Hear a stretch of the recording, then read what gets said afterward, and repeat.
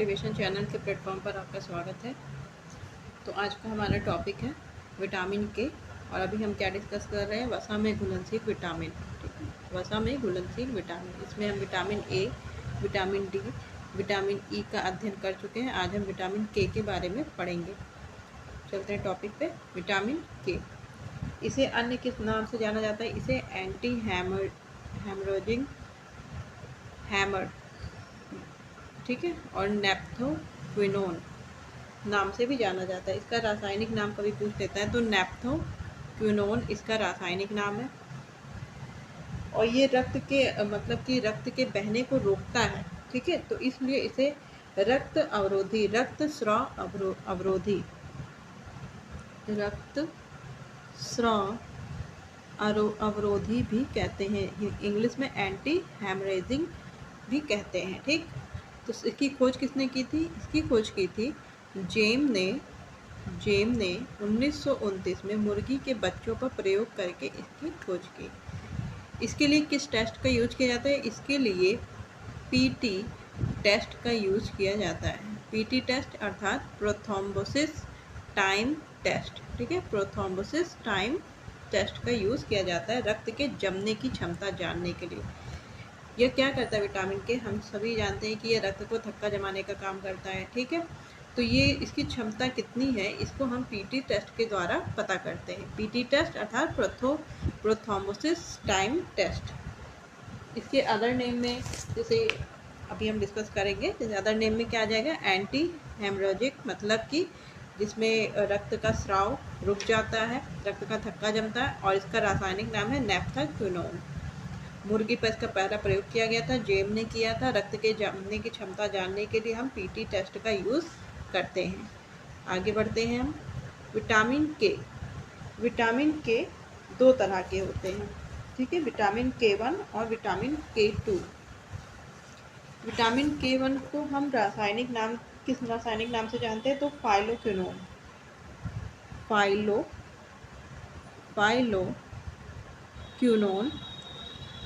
और vitamin K2 को प्रैंक्विनोन कहते हैं। ठीक है, प्रैंक्विनोन शब्द से आप समझ जाना कि विटामिन के की बात हो रही है। अब इसमें दो टाइप्स होते हैं, vitamin K1 and K2। K1 को हम फाइलोक्विनोन और K2 को प्रैंक्विनोन कहते हैं। विटामिन K1 किस में पाया जाता है? यह K1 जो है हरी पत्तेदार सब्जियों में पाया जाता है, हरी पत्तेदार सब्जियों में। इसे फाइलोक्विनोन भी कहते हैं। इसमें क्या होता है, मेनली आपको किससे मिल रहा है? यहाँ पे हम सोर्स की बात कर रहे हैं, स्रोत की बात कर रहे हैं। तो यह हरी पत्तेदार सब्जियों में K1 पाया जाता है। मटर की एक प्रजाति होती है जिसमें अल्फाल्फा, उसमें यह विटामिन ज़्यादा पाया जाता है। विटामिन K2 जिसे प्रैंक्विनोन भी कहते हैं, यह सड़ी गली मछलियों से प्राप्त होता है। शरीर के जो जीवाणु होते हैं, बैक्टीरिया होते हैं, उनकी कृत्रिम संरचना से भी इसे उत्पन्न किया जाता है। इसलिए इसे सिंथेसिस विटामिन कहते हैं, क्योंकि यह हमारे शरीर में सिंथेसिस हो रहा है, संश्लेषित हो रहा है किसी अदर एलिमेंट के जरिए। जब कोई चीज़ बनती है तो उसे कहते हैं सिंथेसिस। ठीक, आगे बढ़ते हैं हम। इसकी क्या रासायनिक विशेषताएं हैं? इसकी जो गुण क्या है, हमें ये देखना है। यह पीले रंग का पदार्थ होता है। कितने पीले रंग का, ये सब पूछा नहीं जाता है, बस जनरल नॉलेज है। पीले रंग का होता है। ताप का प्रभाव इस पर नहीं पड़ता है। अम्ल और क्षार में नष्ट हो जाता है। अम्ल और क्षार का प्रभाव इस पर पड़ेगा। ठीक, सूर्य की रोशनी ऑक्सीकरण क्रियाओं से नष्ट हो जाता है। सूर्य की रोशनी में, और कॉमा लगा यहाँ पे, ऑक्सीकरण की क्रियाओं से यह नष्ट हो जाता है। और यह किस में घुलनशील है? वसा में घुलनशील है। इसलिए यह शरीर से मूत्र के द्वारा, यह पसीने के जरिए शरीर से बाहर नहीं जाएगा, यह वसा में स्टोर रहेगा। आगे बढ़ते हैं हम। इसके प्राप्ति के स्रोत, हरी पत्तेदार सब्जियां हमने अभी डिस्कस किया। K1 मिलता है, अर्थात हरी पत्तेदार सब्जियां, अल्फाल्फा, मटर, यकृत, पालक, फूल गोभी, ये इसके बेस्ट सोर्स हैं। ब्लड को जमाने के लिए ये सबसे अच्छे सोर्स माने जाते हैं। निकृष्ट स्रोत, मतलब जिनकी उपलब्धता, जिनमें विटामिन के की उपलब्धता कम होती है, जैसे गाजर, मशरूम, गाय का दूध, कॉर्न आदि। इसका कार्य क्या है? इसका कार्य है, विटामिन के का कार्य है रक्त का थक्का जमाना। जैसे आपको चोट लग जाती है और आपके शरीर से खून बहने लगता है, अब वो खून का रुकना ज़रूरी है, ठीक है, नहीं तो शरीर में इंसान के खून की कमी हो जाएगी और उसकी मृत्यु हो जाएगी। इसीलिए रक्त का थक्का जमना ज़रूरी है और रक्त का थक्का आपका विटामिन के की सहायता से ही बनता है। तो सबसे इम्पोर्टेंट कार्य इसका क्या है? रक्त का थक्का जमना। रक्त के थक्के बनने में प्रोथ्रोम्बिन का थ्रोम्बिन में बदलना आवश्यक है। अभी हमने पीछे पढ़ा था प्रोथ्रोम्बोसिस टेस्ट कराया जाता है, तो प्रोथ्रोम्बोसिस टेस्ट में क्या होता है? प्रोथ्रोम्बिन का हम प्रोथ्रोम्बिन में बदलना, प्रो हट जाएगा, थ्रोम्बिन हो जाएगा, ठीक है। तो प्रोथ्रोम्बिन का थ्रोम्बिन में बदलना आवश्यक होता है, तभी रक्त का थक्का जमेगा।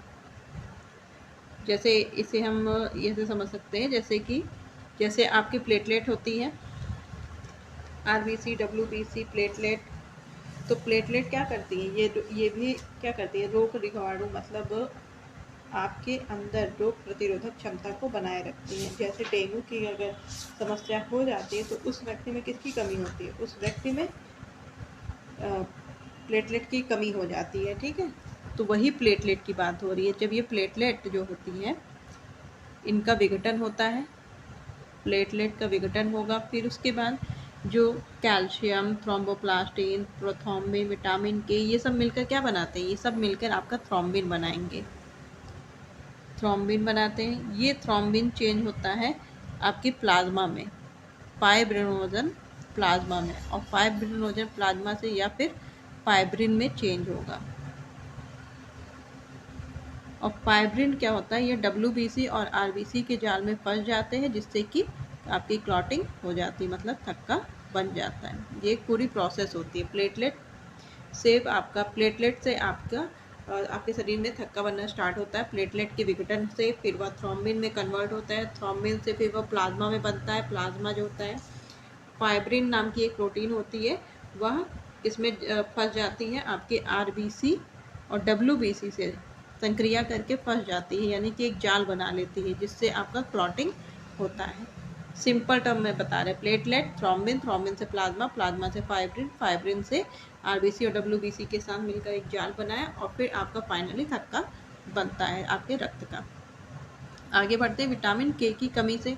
जब इसका इम्पॉर्टेंट रोल आपका ब्लड बनाने में है, ब्लड का थक्का बनाने में, क्लॉटिंग करने में, तो इसकी कमी से आपका क्या होगा? रक्त का थक्का नहीं जम पाएगा, ठीक है, क्लॉटिंग पॉसिबल नहीं होगी। तो इसके लिए विटामिन के की कमी हो गई तो आपके अंदर रक्त का थक्का नहीं जमेगा, रक्त का बहाव जारी रहेगा, जिससे कि जान जाने की तक की नौबत आ सकती है। तो पहला है, रक्त में प्रोथ्रोम्बिन की मात्रा कम हो जाती है, क्योंकि प्रोथ्रोम्बिन का थ्रोम्बिन में बदलने से ही रक्त की थक्का बनने की प्रक्रिया होती है। तो प्रोथ्रोम्बिन की मात्रा कम हो जाती है। यकृत और आंत संबंधी रोग हो जाते हैं, यकृत और आंत संबंधी रोग हो जाते हैं। और जब यकृत और आंत में बीमारियां होने लगती है, क्योंकि इससे संबंधित रोग हो रहे हैं, तो फिर डायरिया की शिकायत हो जाएगी। आंत अगर सही वर्क नहीं करेगी तो डायरिया की प्रॉब्लम होगी, ठीक। पित्तरस कम मात्रा में बनेगा, यकृत में प्रॉब्लम होगी तो पित्तरस नहीं बनेगा, कम बनेगा, जिससे पीलिया की प्रॉब्लम हो सकती है। यकृत की पीलिया से समस्या हो सकती है, आंत में डायरिया की प्रॉब्लम हो सकती है। फिर अर्धचर्म या अंतरपेशीय रक्तस्राव, इसका अर्थ है कि अंदर ही रक्त का बहाव जारी रहेगा, शरीर के अंदर ही, ठीक है। इंटरनल ब्लीडिंग स्टार्ट हो जाएगी, हेमरेज होगा, जिसे कहते हैं ना ब्रेन हेमरेज हो जाना, रक्तस्राव। फिर गर्भावस्था, ये अवस्था लिखा है, गर्भावस्था में शिशु को रक्तस्रावित संबंधी रोग हो सकते हैं। जैसे कि कोई माँ है, ठीक है, गर्भावस्था में विटामिन के की कमी हो गई तो शिशु को भी रक्त स्रावित संबंधी रोग हो जाते हैं, ठीक। आगे बढ़ते हैं, इसकी अधिकता से क्या होगा? अगर इसकी कमी, देखिए जैसे कमी प्रभाव करती है वैसे अधिकता भी प्रभाव करती है। विटामिन के की अधिकता का कुप्रभाव ये होता है कि समय से पहले, यानी कि प्री मैच्योर डिलीवरी हो जाती है बच्चे की, यानी कि अपरिपक्व शिशु का जन्म हो जाता है, ठीक। अवशोषण, अब इसका फाइनली अवशोषण कहाँ पे होता है? वसा के साथ आसानी से घुलनशील होता है, इसलिए वसा में आसानी से एब्जॉर्ब किया रहता है, अवशोषित रहता है। किंतु पित्तरस के ना होने से इससे प्रॉब्लम क्रिएट हो जाती है। इसीलिए तो ये यकृत में इम्पॉर्टेंट है इसके बिना यकृत में आपका पित्तरस कम बनने लगता है, आंत की प्रॉब्लम हो जाती है, आंत की प्रॉब्लम, आपका डायरिया की प्रॉब्लम, पीलिया की शिकायत हो जाती है। पीलिया किसको अफेक्ट करता है? आपके यकृत को अफेक्ट करता है। ठीक, तो विटामिन के वसा के साथ आसानी से घुलनशील होता है, लेकिन पित्तरस का होना भी अनिवार्य है। पित्तरस अर्थात यकृत में पित्तरस का बनना भी आवश्यक है इसके अवशोषण में, और इसका अधिकांश अवशोषण किसमें होता है? छोटी आंत में होता है। इसका संग्रह किसमें होता है?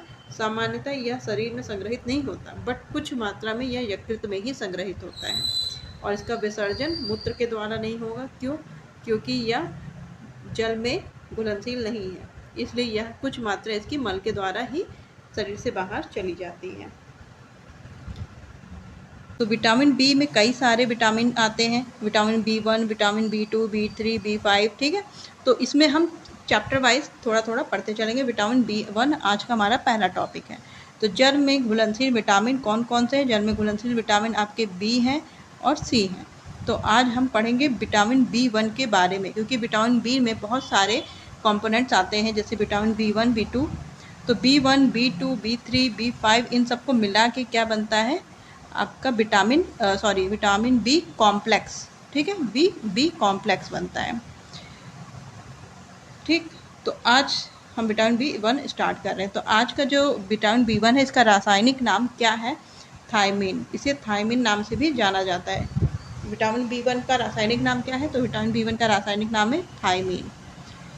Anti beri anti neuritic, aneurine, तंत्रिका शोधरोधी, भूख बढ़ाने वाला विटामिन भी इसको कहते हैं। बेरी क्यों? क्योंकि यह बेरी नामक रोग इससे होता है, इसकी कमी की वजह से, इसलिए इसे एंटी बेरी कहते हैं। एंटी न्यूरेटिक अर्थात यह नर्वस सिस्टम के लिए भी इम्पॉर्टेंट होता है। नर्वस सिस्टम को क्या करता है? नियंत्रित करता है विटामिन B1, इसलिए इसे एंटी न्यूरेटिक विटामिन भी बोलते हैं। एन्यूराइन भी इसीलिए बोलते हैं। और तंत्रिका शोधरोधी, इसी का हिंदी ट्रांसलेट है हंगर। भूख बढ़ाने वाला विटामिन कौन सा है? मतलब हंगर विटामिन। तो ये कौन सा है? ये विटामिन B1 होता है, भूख बढ़ाने वाला विटामिन, हंगर विटामिन। ठीक, तो ये इसके हमने बारे में कई नाम पढ़ लिए। अब इसका खोज किसने किया था? इसका खोज किया था पंक ने 1911 में। विटामिन B1 की, जैसे हम अक्सर पढ़ते हैं विटामिन की खोज किसने की थी, तो मोस्टली हर चीज़ के लिए विटामिन की खोज किसने की? पंक बोला जाता है। अब इसमें स्पेशली किसकी खोज की? तो विटामिन B1 की खोज स्पेशली पंक ने की थी। ठीक, कब की थी? 1911 में। सन आपसे नहीं पूछा जाएगा। अब इसकी क्या विशेषताएं हैं? इसकी विशेषता सबसे पहले यही है कि यह जल में घुलनशील विटामिन है, अर्थात यह जल में घुलता है, और एसीटोन, ईथर, बेंजीन, क्लोरोफॉर्म, मतलब जो भी वसा से संबंधित चीज़ें हैं, अल्कोहल वगैरह, इसमें अघुलनशील होता है। ठीक है, अल्कोहल में यह आंशिक रूप से घुलता है, और अन्य तत्वों में जो वसा से संबंधित है उसमें वह पूर्णतः अघुलनशील होता है। जल में पूरी तरह से घुलनशील होता है, और आंशिक रूप से अल्कोहल में घुलनशील होता है। 120 डिग्री ताप पर यह नष्ट हो जाता है। जब हम 120 डिग्री ताप पर इसको गर्म करते हैं, 120 डिग्री सेल्सियस ताप पर गर्म करते हैं, तो यह नष्ट हो जाता है विटामिन B1। अम्लीय माध्यम में यह स्थिर बना रहता है। इसका स्वाद खमीर जैसा होता है, गंध विशेष प्रकार की होती है। ये सब इसके बेसिक क्वालिफिकेशन है, मतलब क्वालिटीज़ है। अब इसको हम आगे बढ़ते हैं। इसके क्या स्रोत हैं, अर्थात हमें यह किससे मिलता है? तो विटामिन B1 का प्राप्ति हमें किन किन चीज़ों से होता है? तो पहला तो है बिना पॉलिश्ड चावल। ठीक, चोकर युक्त आटा, अनाज की ऊपरी परत, सूखा खमीर, भूसी सहित जो चावल होता है, सोयाबीन, इन सब से प्रचुर मात्रा में हमें विटामिन B1 की प्राप्ति होती है, अर्थात हमें विटामिन B1 विशेष मात्रा में प्राप्त हो जाता है। और जिसे पॉलिश चावल, मतलब जो चावल के छिलके होते हैं, उसमें ये विटामिन B1 पाया जाता है। इसीलिए कहते हैं चावल को धुल के नहीं खाना चाहिए, चावल का छिलका हटा देने से विटामिन B1 नष्ट हो जाता है। ठीक, तो इसलिए कहते हैं कि पॉलिश्ड राइस खाने से बेरी होने की संभावना रहती है। फिर इसका अंडा, दूध, चावल, मछली, ये सभी इसके अदर सोर्सेज हैं। अब इसके कार्य क्या हैं? यहाँ पे हमें इसके पढ़ने फंक्शन। यह वृद्धि में सहायक होता है। ठीक, ये तो नॉर्मल सी बात है कि कोई भी आप पौष्टिक तत्व लोगे तो आपका वृद्धि विकास करेगा ही करेगा। तो वृद्धि में यह सहायक है। WBC की जो जीवाणु भक्षण क्षमता होती है उसमें यह वृद्धि करता है। अर्थात विटामिन का काम क्या है? मेनली पूरे विटामिन का मेनली काम होता है रोग प्रतिरोधक क्षमता को बढ़ाना। ठीक, तो विटामिन B1 क्या करता है? WBC की, क्योंकि WBC को ही श्वेत रक्त कणिका, WBC को ही क्या बोला जाता है? सैनिक बोला जाता है। हमारे शरीर की रक्षा करने का काम WBC का होता है, श्वेत रक्त कणिका का। तो इसकी जो जीवाणु भक्षण मतलब जो बैक्टीरिया हमारे शरीर में आ जाते हैं हानि पहुंचाने वाले, उनको खत्म करने की जो क्षमता होती है WBC की, उसको बढ़ाने का काम यह करता है विटामिन B1। ठीक, नेक्स्ट इसका कार्य है यह पाचन क्रिया में सहायक होता है। हमारे डाइजेशन सिस्टम में हम जो खाना खाते हैं उसे पचाने में यह इम्पॉर्टेंट रोल अदा करता है। फिर कार्बोज अर्थात कार्बोहाइड्रेट के चयापचय में सहायक होता है। कार्बोहाइड्रेट को पचाने में सहायक होता है। क्या करता है? ये पायरोफॉस्फेटेस के रूप में बदल देता है, उसे मदद करता है।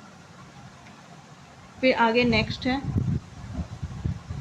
नाड़ियों में थायमिन ट्राइफॉस्फेट के रूप में पाया जाता है। जो हमारी नर्वस सिस्टम होती है, न्यूरॉन्स होती हैं, उनमें क्या होता है?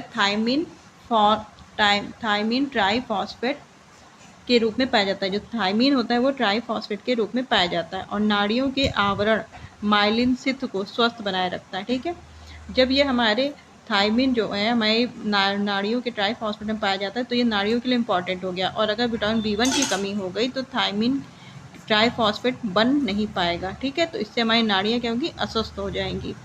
विटामिन A का अपघटन पूरा नहीं होता जब तक विटामिन B1 ना हो। तो विटामिन A के अपघटन के लिए विटामिन B1 का होना अनिवार्य है। यह कार्बोज से और B3 प्रोटीन ट्रिप्टोफेन से जुड़ा होता है। रक्त में पायरुविक एसिड की मात्रा को नियंत्रित करता है। ठीक, पायरुविक एसिड की मात्रा को नियंत्रित करता है। आगे केराटिन के जमाव को रोकता है, अन्यथा केराटोमलेशिया रोग हो जाता है। नेक्स्ट है अमीनो एसिड। अमीनो एसिड क्या होता है? यह प्रोटीन की सबसे सूक्ष्मतम इकाई होती है, यानी कि प्रोटीन का जो सबसे निम्नतम रूप होता है, सरलतम रूप होता है, उसे कहते हैं अमीनो एसिड। तो यह अमीनो एसिड के चयापचय को मतलब उसके मेटाबॉलिज्म को करने के लिए यह एक को एंजाइम के रूप में कार्य करता है, एक एंजाइम की तरह कार्य करता है। जब हम भोजन पकाते हैं तो यह पकाने के दौरान पानी में घुलनशील है, इस कारण यह 20 से 25%, कहीं कहीं लिखा होता है 50% तक यह नष्ट हो जाता है।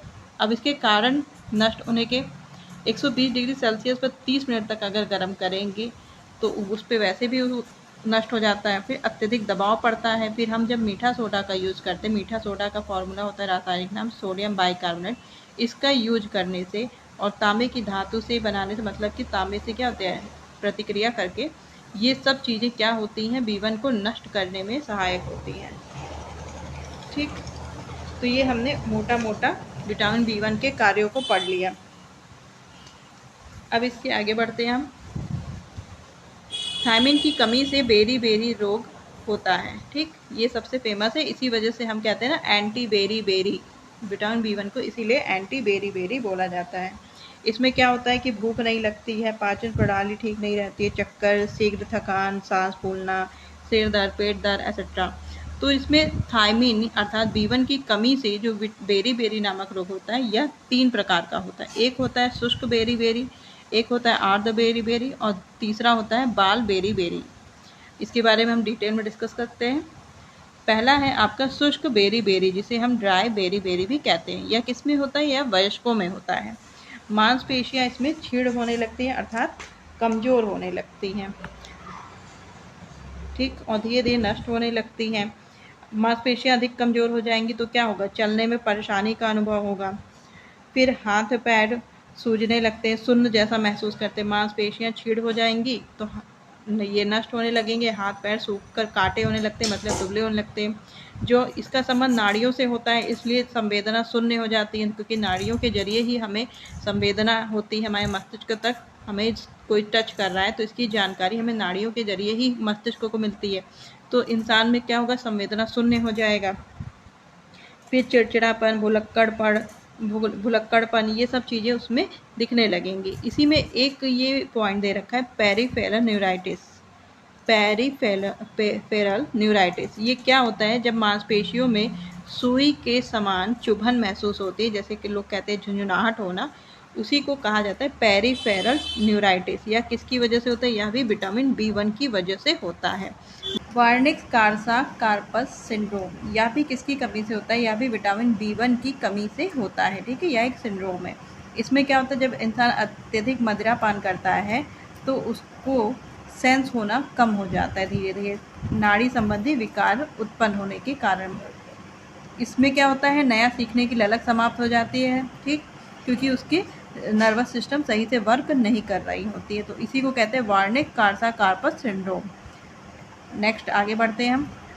ये है आपका आर्द बेरी अर्थात वेट बेरी भी इसको कहते हैं। यह 40 से अधिक उम्र वालों को होता है। इसमें क्या होता है? शरीर में सूजन आ जाती है, जिसे ओडिमा कहते हैं। ओडिमा का मतलब कि शरीर में सूजन होना। सूजन के कारण क्या होता है? बेरी को ही, इसलिए इस बेरी को क्या कहते हैं? आर्द कहते हैं, क्योंकि शरीर में सूजन आ जाती है, इसलिए इसे आर्द बेरी कहा जाता है। पहले शुरू में कहाँ होती है सूजन? पैरों में होती है, धीरे धीरे यह हाथ और चेहरे और गर्दन में भी होता चला जाता है। एक हाथी पाँव की तरह ये समझिए ऐसे होती है, और यह मांसपेशियों को प्रभावित करती है। ओडिमा में जैसे होता है ना कि शरीर में सूजन हो गया, शरीर में पानी जमा हो गया, इसकी शिकायत होने लगती है। नाड़ी की गति तेज होने लगती है, सांस लेने में कष्ट होता है, टांग की मांसपेशियों में सूजन आ जाती है, दबाने पे दर्द महसूस होगा, हृदय की धड़कन तेज हो जाएगी, भूख नहीं लगेगा, जी मचलाना, जैसे एक ही चीज़ से रिलेटेड सारी समस्याएं फिर उत्पन्न होने लगती हैं। ठीक है, तो पाचन संबंधी, डाइजेशन, हार्ट प्रॉब्लम सब स्टार्ट होने लगती हैं धीरे धीरे। तो ये 40 से अधिक उम्र वालों को होता है आर्द बेरी। शरीर में सूजन बनी रहती है, इस कारण इसे आर्द बेरी कहते हैं। आगे नेक्स्ट बढ़ते हैं हम। बाल बेरी जो बच्चों में होती है, 2 से 6 माह के बच्चों को ये बेरी होता है। इसमें माता क्या करती है? जब दोषपूर्ण आहार लेती है, ऐसा आहार जो संतुलित नहीं होता, तो उसकी वजह से क्या होता है? जो लैक्टेटिंग मदर होती है, अर्थात जो मदर अपने बच्चे को दूध पिला रही होती है, तो वो जो बच्चा होता है उस शिशु में इसकी कमी हो जाती है। मतलब लैक्टेटिंग मदर के सही पोषण ना लेने पे यह बीमारी बच्चे को लग जाती है, उसमें ये शरीर में कमी हो जाती है विटामिन B1 की। ठीक, तो यह बाल बेरी है, तो यानी कि बच्चों में यह होती है। इन्फेंटाइल बेरी इसको कहा जाता है। पाचन संबंधी दोष उत्पन्न हो जाएगी, बच्चे को भूख नहीं लगेगी तो खाएगा नहीं, तो उसमें कमजोरी एहसास होगी। खाएगा क्या? छोटा बच्चा तो दूध ही पीता है, तो वह पिएगा नहीं। पाचन शक्ति क्षीण होने लगेगी, बेचैनी महसूस होगी, वो रोता रहेगा, नींद कैसे आएगी? तो ये सारी चीज़ें फिर वही चीज़ कि एक से बीमारियाँ फिर कई सारी रिलेट होने लगती हैं, और हृदय फैलता चला जाता है। उचित और सही समय पर उपचार न मिलने पर रोगी की मृत्यु भी हो जाती है, क्योंकि इस रोग में क्या होता है? इसमें हृदय और नाड़ी मतलब आपका मस्तिष्क और दिल दोनों ही प्रभावित होते हैं। ठीक, अब हम आगे बढ़ते हैं। तो विटामिन B1 में बस इतना ही था जो हमने डिस्कस किया। विटामिन B1 क्या है? विटामिन B1 का रासायनिक नाम शुरू से एक बार तेज़ी से हम रिवाइज कर लेते हैं। विटामिन B1 का रासायनिक नाम है थायमिन, या जल में घुलनशील विटामिन है।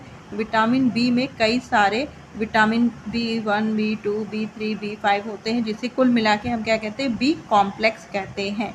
ठीक, तो आज इसमें हमने डिस्कस किया B1 के बारे में। B1 का रासायनिक नाम है थायमिन। इसे अन्य किस नाम से जाना जाता है? इसे एंटी बेरी नाम से भी जाना जाता है, एंटी न्यूरेटिक के नाम से भी जाना जाता है, एन्यूराइन के नाम से भी जाना जाता है, तंत्रिका शोधरोधी, भूख बढ़ाने वाला विटामिन भी इसी को कहा जाता है। इसकी खोज किसने की थी? 1911 में फंक ने की थी।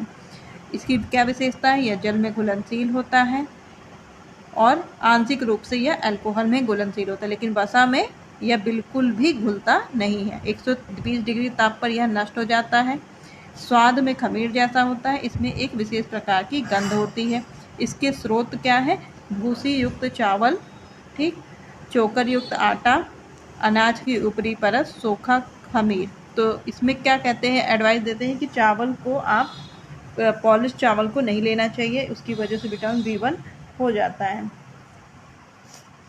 फिर इसमें क्या है, ये इसके फंक्शन में इसके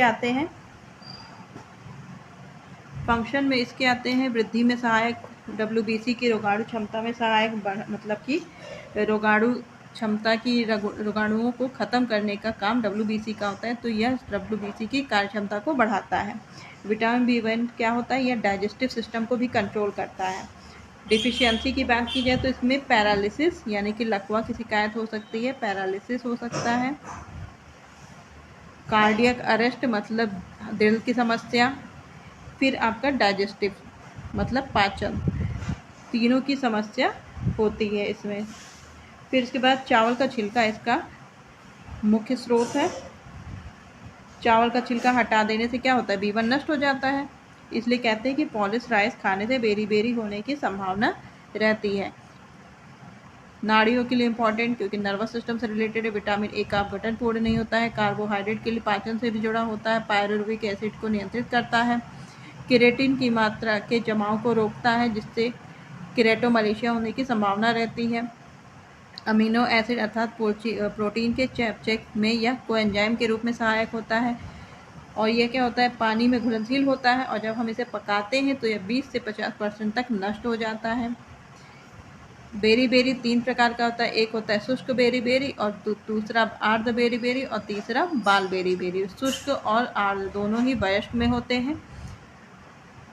एक हमने सिंड्रोम पढ़ा, पेरिफेरल न्यूराइटिस, या मांसपेशियों में सुई के समान चुभने वाला झुंझुनाहट होता है, जिसे पेरिफेरल न्यूराइटिस कहते हैं, मतलब आपके न्यूरॉन से जुड़ा है। और वार्निश कारसाकापस सिंड्रोम, यह क्या होता है, जब आप मदिरापान ज़्यादा करते हैं तो आपकी नाड़ियों में विकार उत्पन्न होता है, जिससे आपकी क्षमता कमज़ोर होती है, सीखने की क्षमता कमज़ोर होती है और धीरे धीरे समाप्त होती चली जाती है। आर्द्र बेरी 40 से अधिक उम्र वालों को होता है। इसमें ओडिमा मुख्य लक्षण है। इसमें क्या हो जाता है, शरीर में सूजन हो जाती है, जल का जमाव हो जाता है। फिर इससे रिलेटेड कई सारी प्रॉब्लम शुरू हो जाएगी, धीरे धीरे पैरों से स्टार्ट होकर पूरे शरीर में सूजन होने लगेगी। फिर बाल बेरी या 2 से 6 माह के शिशु को होता है। 2 से 6 माह के शिशु को होता है। जब माँ अच्छे से आहार नहीं लेती है तो उसके शिशु में B1 की कमी हो जाती है, और यह क्या करता है, जब हृदय और नाड़ी दोनों को अफेक्ट करता है, जिस वजह से मृत्यु होने की संभावना बढ़ जाती है। तो आज का हमारा टॉपिक है विटामिन B2। तो विटामिन B2 को अन्य किस नाम से जाना जाता है, तो इसमें है विटामिन BG।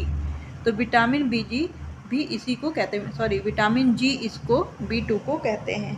गोल्डबर्गर जो वैज्ञानिक थे जिन्होंने इसकी खोज की थी, तो गोल्डबर्गर ने विटामिन B2 को विटामिन G नाम दिया था, इसलिए विटामिन B2 को विटामिन G भी कहा जाता है। राइबोफ्लेविन इसका रासायनिक नाम है, जो कि राइबोज और फ्लेविन से मिलकर बना है। राइबोज क्या है, यह एक कार्बोहाइड्रेट है। लैक्टोफ्लेविन, क्योंकि यह दूध में पाया जाता है, लैक्टो इसलिए जुड़ा है। वैक्टोक्रोम, येलो विटामिन भी इसको कहते हैं, या पीला विटामिन भी इसको कहते हैं, ये सब इसके उपनाम हैं। और राइबोफ्लेविन इसका रासायनिक नाम है। सबसे पहले दूध से अलग किया गया, इसलिए इसे लैक्टोफ्लेविन कहा जाता है। ये रहा, लैक्टोफ्लेविन क्यों कहा जाता है, क्योंकि सर्वप्रथम इसे दूध से अलग किया था। किसने किया था, ख्यून ने इसको दूध से अलग किया था, जिस कारण इसे लैक्टोफ्लेविन नाम दिया गया। विटामिन G गोल्डबर्गर ने ये नाम रखा था, जैसे विटामिन G से G गोल्ड, अगर नाम पूछ रहे कि विटामिन G किसे कहते हैं, तो यह विटामिन B2 को कहते हैं, राइबोफ्लेविन को कहते हैं। किसने दिया था ये नाम, तो यह नाम गोल्डबर्गर ने दिया था। राइबोफ्लेविन नाम देखिए, राइबो और फ्लेविन। तो राइबोफ्लेविन में क्या होता है, इसमें राइबोज नामक पेप्टोज शर्करा पाई जाती है। राइबोज क्या है, एक तरह की शर्करा होती है जो इसमें पाई जाती है विटामिन B2 में। और आइसोएलोजेनिक केंद्रक में उपस्थित रहता है। आइसोएलोजेनिन किस में उपस्थित रहता है, तो यह केंद्रक में उपस्थित रहता है राइबोफ्लेविन के, इसलिए इसका नाम भी क्या पड़ गया, राइबोफ्लेविन। आगे बढ़ते हैं हम, इसकी क्या विशेषताएं हैं, इसकी यहाँ पे हमें विशेषताएं बतानी है। तो इसमें क्या है, विटामिन 2 की कमी से क्या क्या होता है, यह भी हम बाद में देखते हैं। पहले इसकी पहचान, इसकी क्वालिटीज़ को देख लेते हैं, रासायनिक इसकी विशेषताएं। तो ये क्या होता है, सबसे पहले हम पानी में जल में घुलनशील विटामिन पढ़ रहे हैं, तो यह जल में तो घुलनशील होगा ही होगा, ठीक। ईथर, बेंजीन, क्लोरोफॉर्म, एसीटोन, वसा से लिपिड जिसमें पाया जाएगा, उन सब चीज़ों में यह अघुलनशील होता है। स्वाद में यह कैसा होता है? स्वाद में कसैला होता है या गंध रहित होता है, इसमें कोई गंध नहीं होती है, रवेदार होता है। सूर्य की अल्ट्रावायलेट किरण अर्थात पराबैंगनी किरणों में यह नष्ट हो जाता है, इसलिए इसे भूरे रंग की बोतलों में रखा जाता है ताकि यह नष्ट ना हो, विटामिन B2 को नष्ट होने से बचाने के लिए। आगे बढ़ते हैं हम। इसके क्या क्या स्रोत हैं, अर्थात इसे किन चीज़ों से पाया जाता है। तो राइबोफ्लेविन को जो है मुख्यतः यीस्ट में पाया जाता है, मुख्यतः यह यीस्ट में पाया जाता है। यीस्ट का मतलब खमीर में, यीस्ट अर्थात खमीर में यह विशेष रूप से पाया जाता है विटामिन B2। इसके अलावा जिगर में, अंडे में, दूध के पाउडर में, फिर अनाज के छिलकों में, विशेषकर अंकुरित अनाज के छिलकों में पाया जाता है। ठीक, अंकुरित अनाज में और छिलकों में उनके, ये इसके स्रोत हो गए। विशेषकर खमीर में विटामिन B2 पाया जाता है। इसके कार्य, यह शरीर की कोशिकाओं का भरण पोषण करता है। मतलब जो हमारी शरीर की सबसे छोटी इकाई क्या होती है? सेल, हमारी कोशिकाएं, और कोशिकाओं से ही हमारे शरीर का निर्माण होता है। तो ये क्या करता है? इन्हीं शरीर की जो सबसे बेसिक यूनिट होती है, इकाई होती है, सेल का भरण पोषण करने का कार्य विटामिन B2 करता है। हार्मोन को नियमित और नियंत्रित करता है। जो हमारे शरीर से, हमारे ग्रंथियों के द्वारा जो भी हार्मोन्स निकलते हैं, उन हार्मोन्स को यह नियमित करता है और नियंत्रित करता है विटामिन B2। और यही हार्मोन, ये एंजाइम्स भी नियंत्रित करता है, त्वचा को सुंदर बनाए रहता है, कांतिमय बनाए रहता है। फिर आगे इसमें है नेक्स्ट पॉइंट, लाल रक्त कणिका बनाने में, अर्थात RBC, रेड ब्लड कर्पसल्स को बनाने में भी सहायक होता है। जो हमारे तंतु होते हैं उनके ऑक्सीकरण में भाग लेता है और कई सारे फ्लेवोप्रोटीन के कोएंजाइम के रूप में कार्य करता है। किसके एंजाइम के रूप में? फ्लेवोप्रोटीन के कोएंजाइम के रूप में कार्य करता है। इससे क्या होगा फिर? कार्बोहाइड्रेट का, वसा का और प्रोटीन का चय अपचय होता है। यह हाइड्रोजन को अन्य पदार्थ से अलग कर देता है और ऑक्सीजन को मिलाता है, ऑक्सीजन से मिला देता है। ऑक्सीकरण की प्रक्रिया में क्या होगा? हाइड्रोजन को अलग कर देगा पदार्थों से और ऑक्सीजन को ऐड कर देगा। ठीक, हाइड्रोजन का रिडक्शन, ऑक्सीजन का ऐड करना, यही क्या होता है? ऑक्सीकरण की प्रक्रिया होती है, जिससे पानी बनकर शरीर में विसर्जित हो जाता है, जिससे पानी बनता है और यह शरीर से बाहर चला जाता है। फिर ये इसी तरह ये कार्बोहाइड्रेट, वसा, प्रोटीन का चयापचय करता है। आखिर आँखों में जो रेटिना पाई जाती है उस पर यह स्वतंत्र रूप से रहकर आँखों की नाड़ियों को उत्तेजित करता है। आँखों में जो रेटिना की परत होती है, जिससे रेटिना हमारे देखने में सहायक होती है, जो हमने विटामिन A में डिस्कस किया था काफ़ी डिटेल से, तो वहाँ पे यह क्या करता है? प्रकाश से क्रिया करता है। जब हमारी आँखों पे प्रकाश पड़ता है तो उससे क्रिया करके आँखों की नाड़ियों को उत्तेजित करता है, जिससे हमारे रेटिना मतलब दिखाई देता है, हमारी आँखें स्वस्थ रहती हैं। ठीक, आगे बढ़ते हैं। इसकी कमी से कौन से रोग होते हैं, यहाँ पे हमें पढ़ना है कमी। तो राइबोफ्लेविन की कमी को क्या कहा जाता है? राइबोफ्लेविन की कमी को राइबोफ्लेविनोसिस कहते हैं। राइबोफ्लेविन हो गया, राइबोफ्लेविनोसिस, फिर राइबो के आगे आ लग जाएगा, फ्लेवियोनोसिस। ठीक, pellagra, science pellagra without pellagra, अर्थात पैलेग्रा के लक्षण पूर्णतः सामने नहीं आते हैं, फिर भी यह पैलेग्रा ही कहलाता है। ठीक, तो ये सारे इसके अदर नाम दिए गए इसकी बीमारियों के। ये क्या कहता है? जीभ और होठों का रंग बैंगनी रंग का हो जाता है। अब इससे कई सारी डिजीज होती हैं जिनके नाम है। पहला है इसमें कॉर्नियल वस्कुलराइजेशन। इसमें जो आँखों में कॉर्निया पाई जाती है, तो आँखों की कॉर्निया में लाली आ जाती है, अर्थात कोशिकाओं, लाल जो रक्त नसें होती हैं उनका जाल बिछ जाता है, तो इस वजह से आँखों में कुछ लाली आ जाती है, कॉर्निया लाल हो जाती है। और उससे क्या होता है? फिर खुजली और जलन होने लगता है, पानी निकलने लगता है। इसे किसके कारण होता है? विटामिन B2 के कारण आँखों में कॉर्नियल वैस्कुलराइजेशन हो जाता है, अर्थात आँखों की जो कॉर्निया होती है उसमें लालिमा आती है। फिर चेलोसिस इसका इम्पॉर्टेंट है।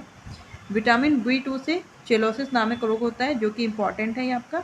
चिलोसिस में क्या होता है, जो आपके होंठ होते हैं उनके किनारे फट जाते हैं, किनारों की तरफ जो आपका होंठ होता है तो इधर के जो किनारे होते हैं ये फट जाते हैं। आगे चलते हैं, एंगुलर स्टोमेटिस, एंगुलर स्टोमेटिटिस, इसमें क्या होता है, आपका जो होंठ होता है उसके जो ये मध्य भाग होता है इसमें घाव हो जाता है, इसी को बोलते हैं एंगुलर स्टोमेटिटिस, अर्थात ये कुछ एंगल की तरह घाव कर देता है एंगल पर, ये होठों के बीच में घाव करना होता है एंगुलर स्टोमेटिटिस। फिर ग्लॉसिटिस किसे करते हैं, ये जीभ पर होता है, इसमें क्या होता है, आपके जीभ पर कुछ घाव जैसा लगने लगता है, छोटे छोटे लाल दाने निकल आते हैं, तो ये ग्लॉसिटिस की वजह से होता है, या जिसे ग्लोसाइटिस भी कहते हैं।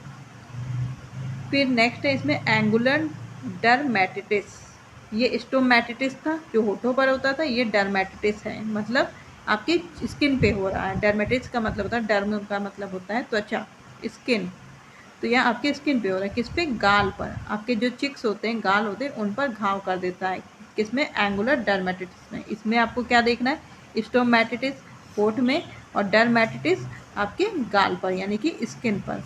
फिर नैसोलैबियल सेबोरिया, इसमें क्या होता है, जब आप हंसते हो तो जैसे आप हंसते हो, सॉरी,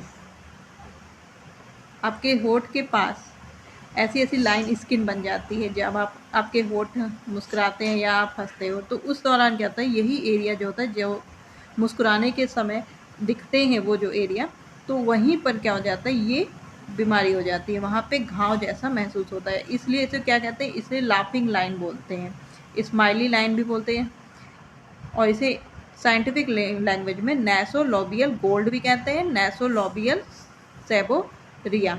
अर्थात इसमें क्या होता है, जो आपके होठ होते हैं, आपके होठ हैं, जब आप हंसते हो, ड्राइंग पे मत जाइएगा, जब आप हंसते हो तो हंसने से क्या होता है, होठ के किनारे पे कुछ स्किन आपकी फैल जाती है, स्किन उभर आती है, तो वहीं पे क्या होता है, यह घाव हो जाता है, तो हंसने में दर्द होगा, ठीक। तो नैसोलॉबियल सेबोरिया या लाफ लाइन या स्माइली लाइन पर घाव हो जाता है।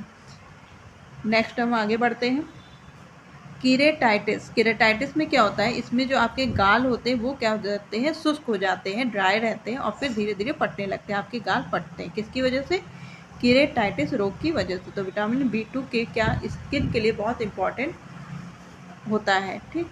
या पुरुषों के अंडकोश में घाव कर देता है, अल्सर की बीमारी रहती है, अल्सर क्या होता है, शरीर के अंदर के जो अंग होते हैं उनमें घाव होने लगता है अपने आप से, तो यह अल्सर नाम की बीमारी कर देता है।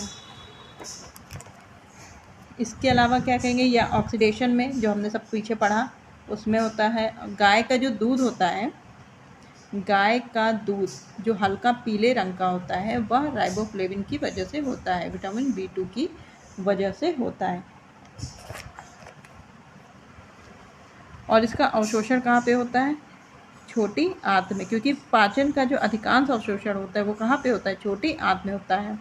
विसर्जन या मूत्र के द्वारा अवशोषित हो जाता है, विसर्जित हो जाता है, मतलब यह शरीर में स्टोर नहीं होता, इसका संग्रह होता है, नहीं होता। क्यों, क्योंकि यह पानी में घुलनशील है, जिस वजह से यह हमारे शरीर में स्टोर नहीं होता, और यह मूत्र के जरिए शरीर से बाहर निकल जाता है। तो विटामिन B2 में हमने बस इतना ही डिस्कस किया। अब तेज़ी से हम डिस्कस करते हुए आगे बढ़ते हैं। इसमें क्या है, हमने डिस्कस किया विटामिन B2 के सारे नाम। राइबोफ्लेविन किस शब्द से बना है, राइबोफ्लेविन आपका राइबो और फ्लेविन, मतलब राइबो एक प्रकार की शर्करा है और फ्लेविन उसमें आइसोएलोजेनिन एक केंद्रक में पाया जाता है। विटामिन G भी इसको कहते हैं, विटामिन G गोल्डबर्गर ने इसका नाम रखा था। जी से विटामिन का नाम विटामिन G और G से गोल्डबर्गर। इसे लैक्टोफ्लेविन भी कहते हैं क्योंकि यह सबसे पहले दूध से अलग किया गया था। दूध का जो हल्का पीला रंग होता है वह राइबोफ्लेविन की वजह से होता है, अर्थात B2 की वजह से होता है। इसे वैक्टोक्रोम या येलो विटामिन भी कहते हैं, इसीलिए येलो विटामिन भी कहते हैं। और क्या है इसके आगे, फिर इसकी विशेषताएं, या अल्ट्रावायलेट रेज में, मतलब सूर्य की किरणों में नष्ट हो जाता है, इसलिए भूरे रंग की बोतलों में रखा जाता है। स्वाद में कसैला होता है। क्वालिटीज़ कम पूछी जाती हैं आपसे, रोग ज़्यादा पूछे जाते हैं। और इसका स्रोत क्या है, मुख्यतः तो यह खमीर में विशेष रूप से पाया जाता है। इसके अलावा अंडे, दूध के पाउडर में, अनाज के छिलकों में, अंकुरित अनाज में। और यह क्या करता है, यह शरीर की जो कोशिका होती है, सेल होती है, उनका भरण पोषण करने का काम करता है, हार्मोन को नियंत्रित और नियमित करता है, त्वचा के लिए सुंदर होता है, इसलिए चेहरे के होठ को, गाल को इफेक्ट ज़्यादा करता है। नेक्स्ट है इसमें लाल रक्त आरबीसी बनाने में सहायक होता है, तंतुओं के ऑक्सीकरण में भाग लेता है। ऑक्सीकरण का मतलब क्या होता है कि हाइड्रोजन का अपघटन करना, हाइड्रोजन को बाहर करना और ऑक्सीजन को जोड़ना, ये ऑक्सीकरण कहलाता है। तो इसमें क्या करता है, यह एक को एंजाइम के रूप में कार्य करता है। को एंजाइम का मतलब एक सहायक के रूप में कार्य करता है। ये कार्बोहाइड्रेट, वसा और प्रोटीन के चयापचय में भी सहायक होता है। आँखों में जो रेटिना होती है उनको स्वस्थ रखता है, आँखों की रेटिना को। फिर इसमें इसकी वजह से कौन सी रोग होती है, तो इसकी वजह से होने वाली कमी को अराइबोफ्लेविनोसिस कहा जाता है। पैलेग्रा, सिन पैलेग्रा, पैलेग्रा विदाउट पैलेग्रा, इसके लक्षण ये सब बोले जाते हैं। तो पैलेग्रा के लक्षण तो होते हैं पर यह पूर्णतः सामने नहीं आते, इसलिए इसको बोला जाता है पैलेग्रा विदाउट पैलेग्रा।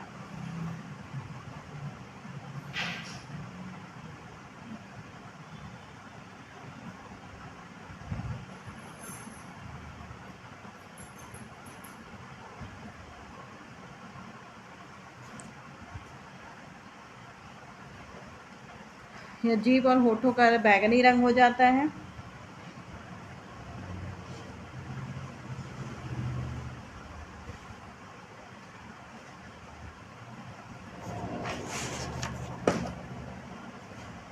कॉर्नियल वस्कुलराइजेशन हो जाता है, आंखों की काली कॉर्निया हो जाती है। ठीक है, कॉर्नियल अर्थात कॉर्निया में क्या होता है, लाल हो जाती है, खुजली, जलन, पानी का निकलना, चिलोसिस, होठों के किनारे पड़ जाते हैं।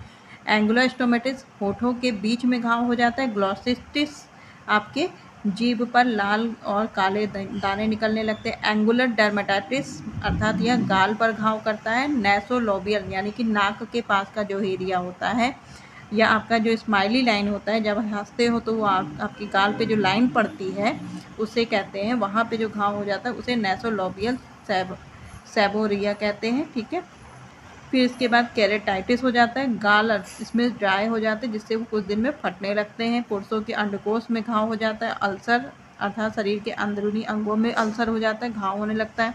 इसका अवशोषण छोटी आंत में होता है और विसर्जन मूत्र के द्वारा हो जाता है। विटामिन बी और सी हमारे शरीर में स्टोर नहीं होते हैं। रासायनिक नाम को हमने डिस्कस किया था, कौन कौन से इसके रासायनिक नाम है। पैलेग्रा प्रिवेंटिंग होता है, इससे पैलेग्रा नाम की बीमारी होती है, इसलिए इसे पैलेग्रा प्रिवेंटिंग बोलते हैं। निकोटिन एसिड बोला जाता है, नियासिन बोला जाता है। फिर इसकी विशेषताएं हमने डिस्कस की थी और फिर इसके लिए स्रोत हमने डिस्कस किया। फिर कार्य, एनएडी का फुल फॉर्म देखा, निकोटिनोएमाइड एडेनिन डाई न्यूक्लियोटाइड।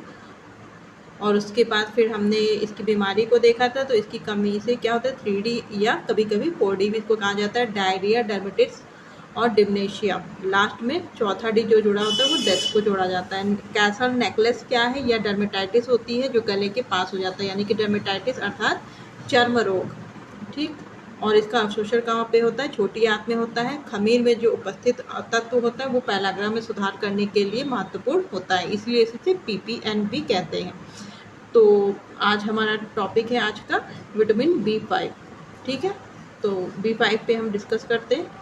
B5 क्या है, यह भी जल में घुलनशील विटामिन है, जल में घुलनशील है। इसके रासायनिक नाम को देखते हैं।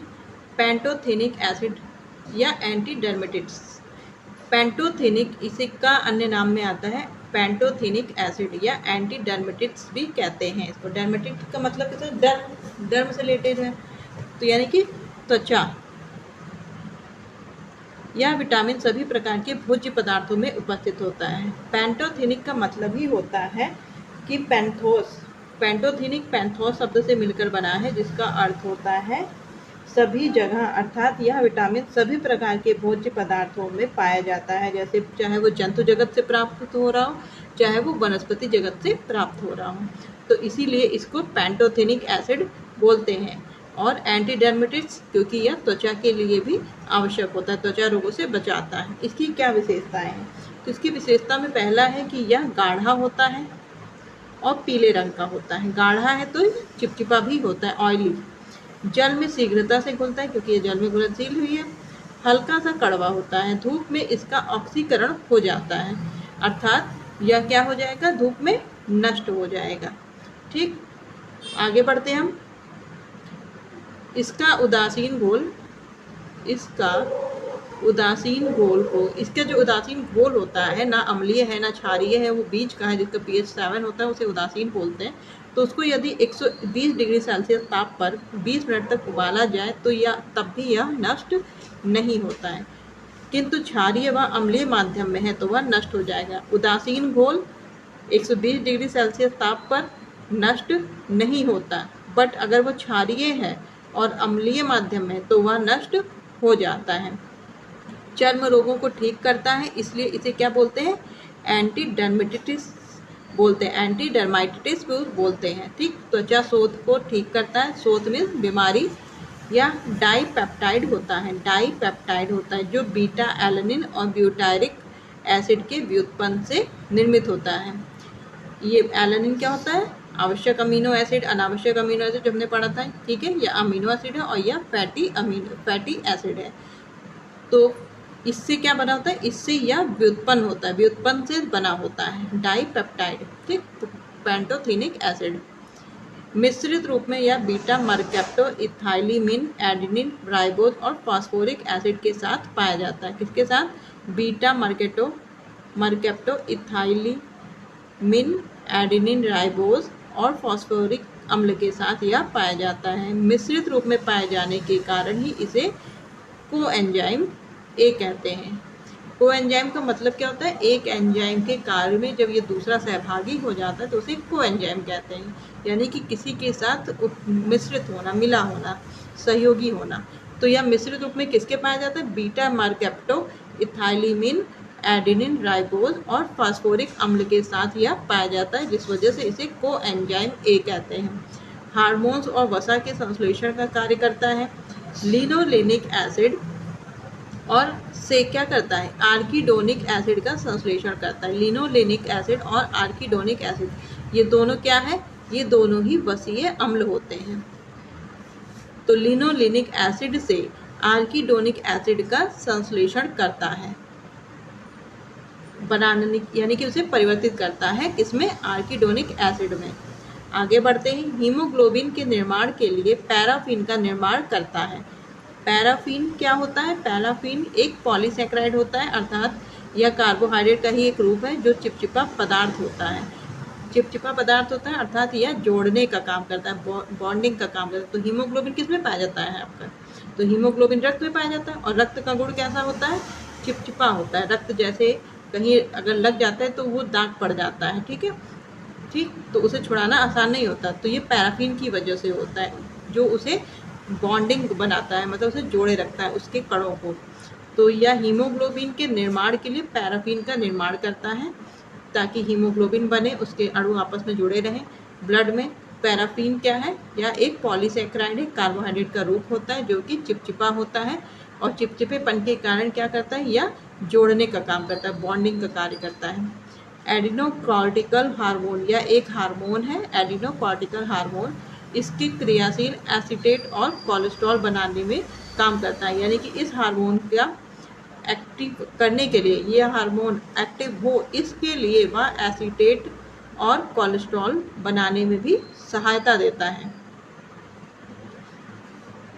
इसकी कमी से क्या होता है, इसकी कमी से हाथ और पैर की मांसपेशियों में ऐंठन आ जाती है। जब ऐंठन आ जाएंगी तो मांसपेशियां, हड्डियां क्या होने लगेंगी, कमजोर होने लगेंगी। बर्निंग फिट सिंड्रोम होता है। बर्निंग फिट सिंड्रोम का मतलब होता है कि तलवे जो होते हैं उनमें जलन होने लगती है, तलवों में जलन होने लगती है।